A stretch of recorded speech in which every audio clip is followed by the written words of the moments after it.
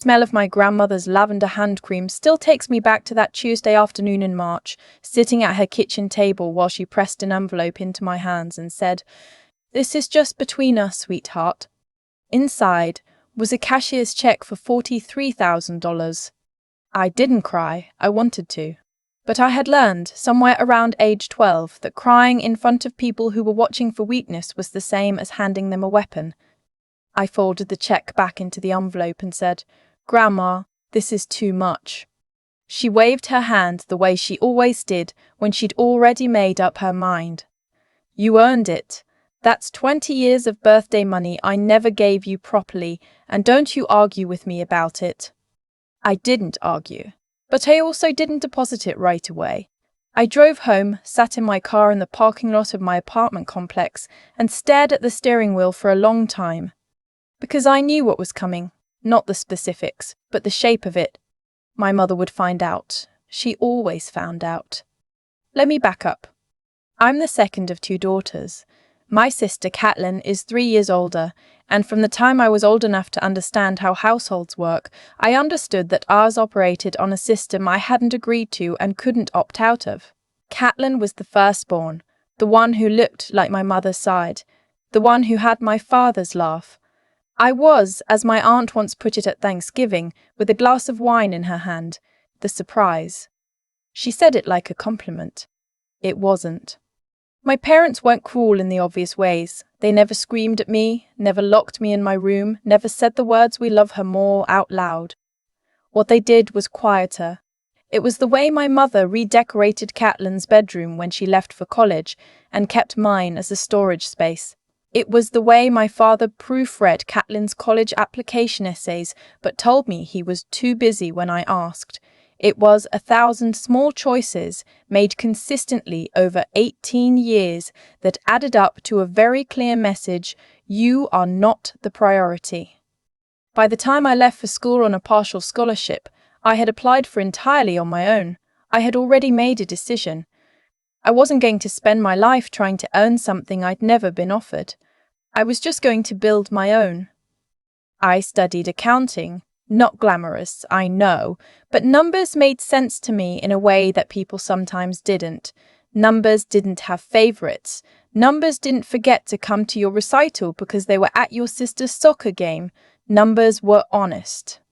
I graduated, passed my CPA exam on the first attempt, and got a job at a mid-sized firm in Charlotte. I was good at my work.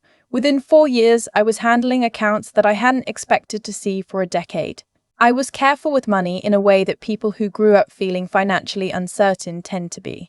I maxed my 401k. I kept an emergency fund. I lived in an apartment that was smaller than I could afford because the difference went into a brokerage account every month. My family knew I worked in accounting. They had no idea what I was actually worth. That was intentional.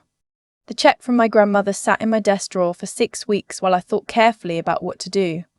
My grandmother had watched what happened in our family for decades. She had her own complicated feelings about my mother, her daughter-in-law, that she kept mostly to herself, but she had been paying attention. And in her final years, when her health was declining and she was getting her affairs in order, she had decided to do something about it. What I didn't know, until her attorney called me on a Wednesday morning 3 months later, was that the $43,000 was not the main thing. The main thing was the house. My grandmother owned a property in Asheville, North Carolina, that had been in the family for 40 years. A 4-bedroom Craftsman on a corner lot, paid off, assessed at the time at just under $800,000. Mountain town, growing market, short-term rental potential if you wanted it, or a beautiful permanent residence if you didn't. She had left it to me.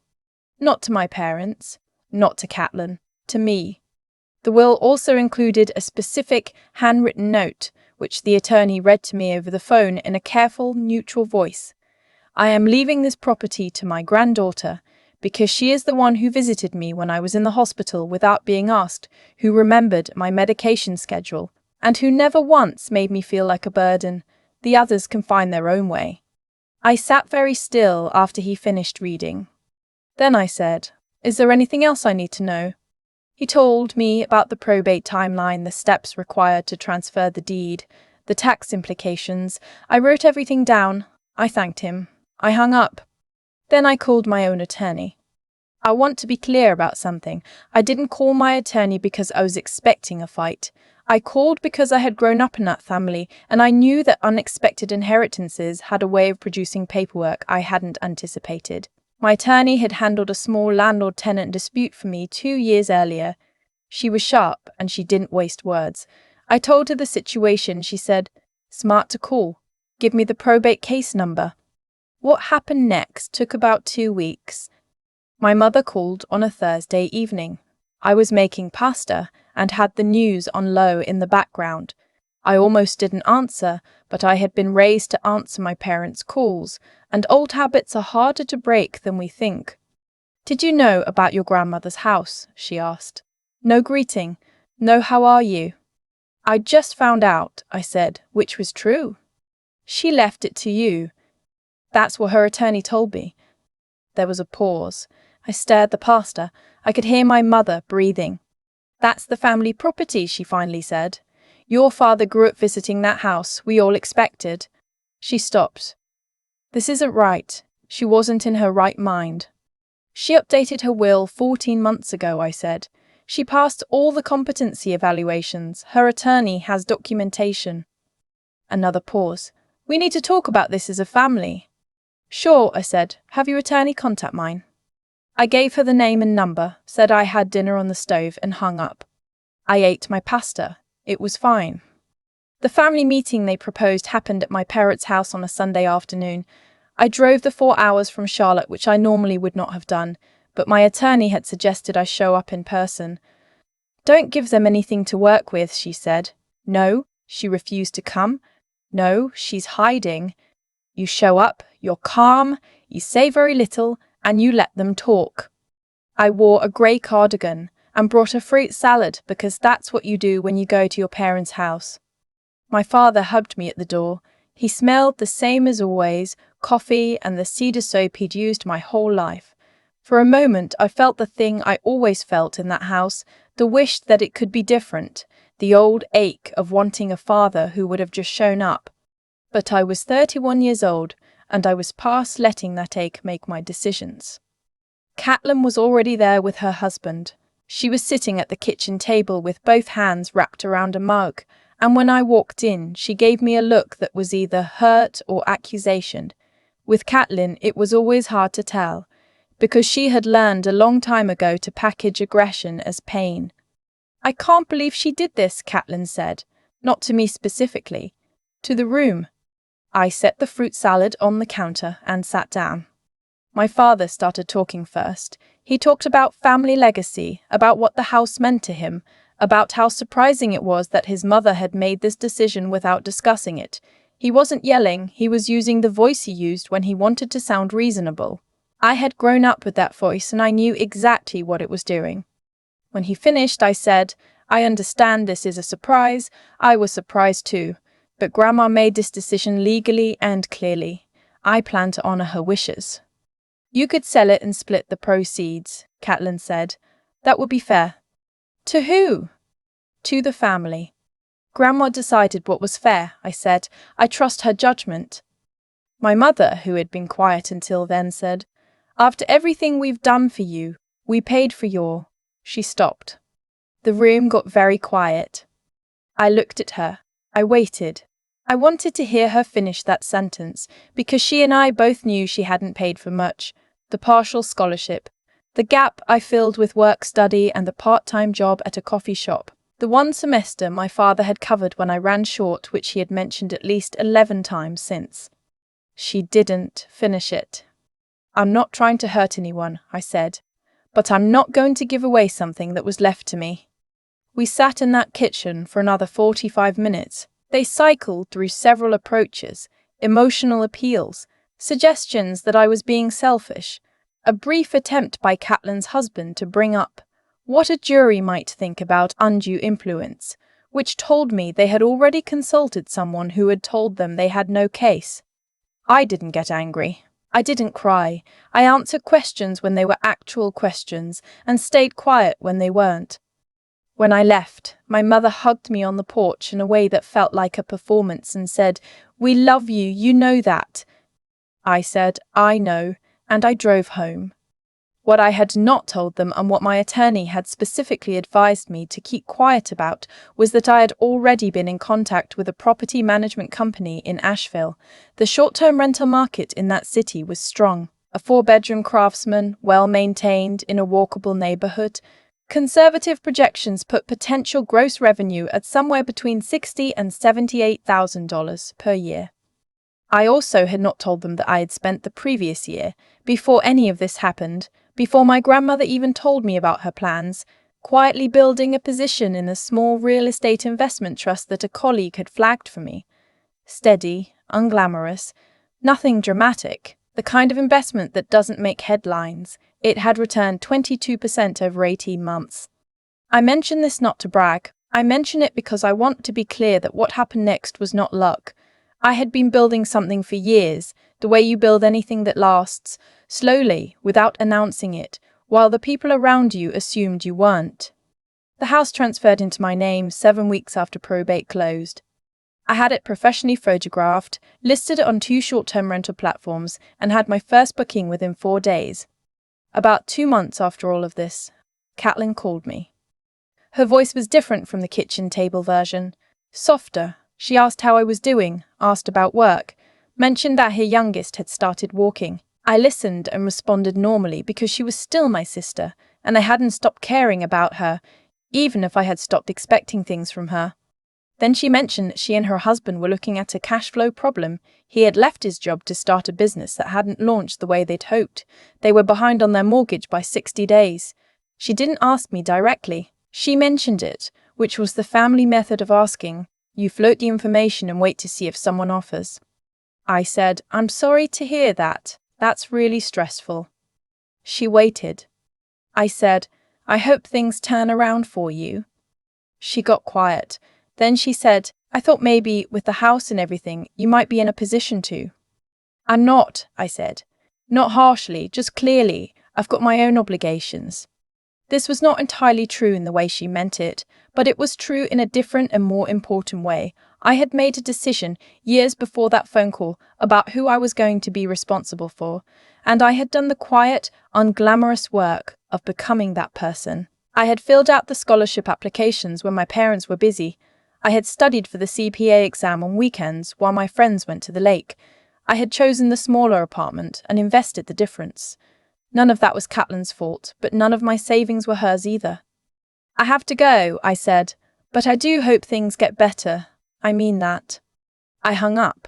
I sat with the discomfort of it for a while because I'm not someone who enjoys saying no to family, and I want to be honest about that. There was no satisfaction in that phone call, just the quiet certainty that I had made the right choice. My parents called about 3 weeks later, together on speaker, which they only did when they wanted the call to feel official. My father talked about legacy again. My mother mentioned grandchildren, Caitlin's children specifically, and how hard it was to watch them struggle. She cried a little. I listened. Then my father said something that I had been, somewhere underneath everything, waiting to hear for 31 years. He said, "We know we maybe didn't always get everything right with you. When you were growing up, we know it wasn't always equal." I sat very still. He continued, "But that's what family is. You work through it, and when family needs help, you show up. That's all we're asking." I thought about the recital, the essays, the storage room. I thought about my grandmother's note, read to me by a stranger on a Wednesday phone call. She never once made me feel like a burden. I said, "Dad, I appreciate you saying that. It means something to me that you acknowledged it." Pause. But acknowledgement and accountability aren't the same thing. I love you both. I am not going to help fund Caitlin's mortgage. That's my final answer. My mother made a sound that was somewhere between a sigh and a sob. "I hope we can still have a relationship," I said, "but it's going to look different than it has. I need that." My father said, "What does that mean?" "It means I'll come to Christmas. I'll call on birthdays. But I'm not a resource. I'm a person. And I need you to treat me like one." There was a long silence. Then my father said, "Okay." Not okay, I agree with you. Just okay, the way you say okay when you're processing something that has shifted the floor under you slightly. I said, I'll talk to you soon. And I meant it. That conversation was 8 months ago. The Ashall house has been booked 47 out of the past 52 weekends. I hired a local property manager who handles turnovers and guest communication. Last month, I sat down with a spreadsheet and looked at what my net worth actually was. The brokerage account, the 401k, the equity in the house, my savings, and I had to look at the number twice. I am not going to tell you the number. It doesn't matter. And also, it's private. What I will tell you is that it was more than I expected, and that I had built it entirely without anyone's help, and that there was no one I needed to call to share the news, because I had never been waiting for anyone's permission to succeed. I went to Christmas. My mother made her roast. Catelyn was there with the kids, who were genuinely sweet and not responsible for any of this. I played on the floor with my nephew for a long time, and he showed me a toy robot he was very serious about, and I felt something real and uncomplicated in that moment. My father and I talked about a documentary we both watched. My mother asked about my apartment. Nobody asked about the house or the money. It was the most normal Christmas we had had in years. I don't know what my family has made of all of this, privately. I don't know if my parents lie awake and think about the storage room or the scholarship applications. I don't know if Catelyn has told her own version of this story to her friends, and I don't particularly care. What I know is this. I came from a house where being invisible was the condition of my existence. I decided early that if I was going to be invisible, I was at least going to be invisible and building something. I was going to be the quiet one at the table who was also, without announcing it, writing her own ending. My grandmother knew. She had been watching, and when she had one last chance to say something she had been unable to say out loud, she said it in the way available to her, in a document through an attorney, legally and without ambiguity. She never once made me feel like a burden. I have that sentence saved in my phone. I read it sometimes when the old ache comes back, the one that lives in the part of me that still wanted it to be different. I read it, and I remember that at least one person in that family saw me exactly as I was, and decided that what she saw was worth everything she had left to give. That's enough. It has to be, and most days it genuinely is. There's a version of this story where I'm the villain. I've thought about that. My sister is behind on her mortgage, my mother cried on a speakerphone call, and I said no to all of it. If you only had that part, you might think I was cold. But here's what I've come to understand. What looks like cruelty from the outside is sometimes just a person finally refusing to absorb consequences that were never theirs to carry. My grandmother used to say that the way you treat people when nothing is at stake tells you everything. Not the big moments, the graduations, the holidays, the times when everyone is watching. The small ones, the Tuesday phone call you make just to check in, the hospital visit nobody asked you to make, the way you remember that someone takes their coffee with 1 sugar, not 2. Those things don't cost money, they don't require a scholarship or a good job or any of the advantages I wasn't given, they just require paying attention, deciding that another person is worth your attention. My grandmother paid attention. For years, quietly, she watched, and at the end of her life, when she had one decision left to make about what she had built, she made it based on what she had actually seen, not on blood, not on birth order, not on who was louder or more present at family dinners. On what was real. That's not luck, that's cause and effect, plain and simple. I think about the choices I made in my 20s, the CPA exams studied for on weekends, the smaller apartment, the brokerage account funded with money I could have spent on things I wanted. None of those choices felt significant in the moment. They felt like deprivation, honestly. Like watching other people live more freely, while I was quietly, stubbornly building something I couldn't fully see yet. But each one of those choices was a vote for the kind of person I was deciding to become. And the compound interest on that, financial, yes, but more than financial, is what I'm living inside of now. What my family never understood, and what I couldn't explain to them in that kitchen, is that the house was never really the point. The point was that my grandmother looked at me and saw someone who had built her character in private, without applause, without reward, without anyone confirming that it was worth it. She saw the integrity of it, and she reflected it back to me in the clearest possible language she had left. I'm not going to tell you the story ends with a perfect family or a dramatic reconciliation.